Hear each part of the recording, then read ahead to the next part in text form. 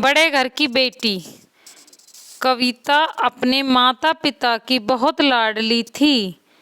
3 बड़े भाइयों की बहन थी। कोई भी चीज मांगने पर उसी वक्त सामने हाजिर हो जाती। पूरे घर में रौब था उसका। पूरे परिवार और नौकरों पर राजकुमारी की तरह हुक्म चलाती थी। कविता स्कूल में भी पूरा रौब था उसका। बड़े घर की लाडली जो थी वह ऐसे ही उसने कॉलेज में दाखिला लिया। उसके ठाट बाट, बड़ी गाड़ी में आना जाना, हर दिन नया फैशन देखकर हर कोई उससे दोस्ती करना चाहता था। वह थोड़े ही दिनों में उसके बहुत से दोस्त बन गए। पूरे कॉलेज में उसकी अपनी ही एक पहचान थी। इन दिनों उसके घर एक रिश्ता आया। खानदानी लोग थे और पापा की पुरानी जान पहचान थी उनके साथ। कविता के साथ कोई ज़बरदस्ती नहीं थी, पर कविता ने फिर भी हाँ कर दी क्योंकि वह अपने परिवार से बहुत प्यार करती थी। बस उसका अच्छा ही सोचेंगे उसके परिवार वाले। लड़के का नाम राज था। राज काफ़ी पढ़ा लिखा और समझदार लड़का था। ससुराल वाले भी बहुत अच्छे थे। ससुराल में कविता की जगह वैसी ही थी जैसी कि मायके में। कोई भी कार्य कविता की सलाह के बिना नहीं होता था। सबकी लाडली बहू बन गई थी वह।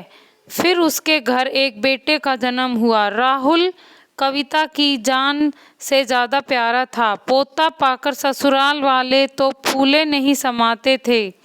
कविता कभी कभी सोचती थी कि उसकी किस्मत कितनी अच्छी है। उसका हर अपना उससे कितना प्यार करता है। चाहे जीवन में कैसा भी समय आए, मेरे अपने हमेशा मेरे साथ हैं। मैं कभी अकेली नहीं हो सकती। कितनी खुशकिस्मत हूँ मैं।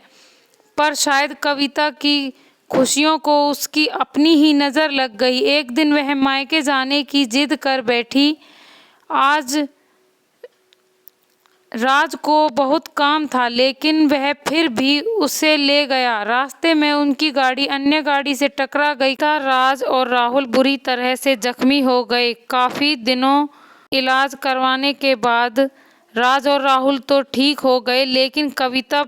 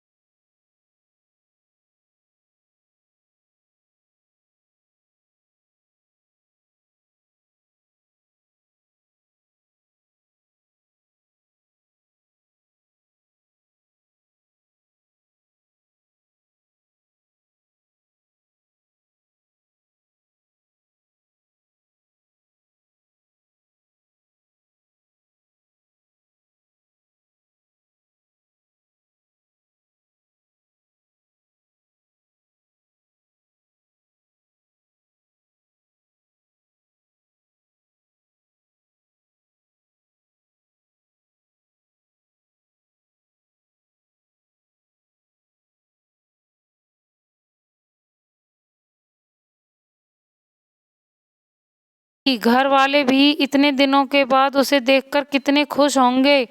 कविता के घर पहुंचने पर सब लोग बहुत खुश हुए। खाने में सब कुछ कविता की पसंद का ही बना था। उसने अपनी मम्मी पापा और भाई भाभीियों से दिल खोलकर बातें की।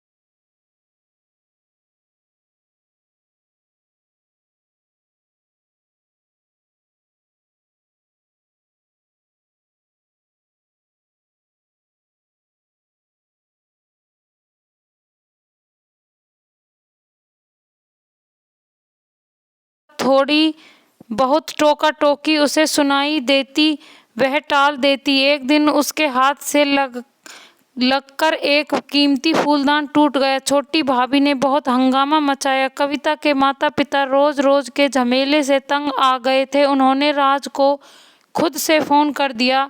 राज कविता को अपने घर ले गया। कविता को परिवार वालों से यह उम्मीद न थी। जिस कविता के कहे बिना घर में एक पत्ता भी नहीं हिलता था, उस घर के लिए अब वह बोझ बन चुकी थी।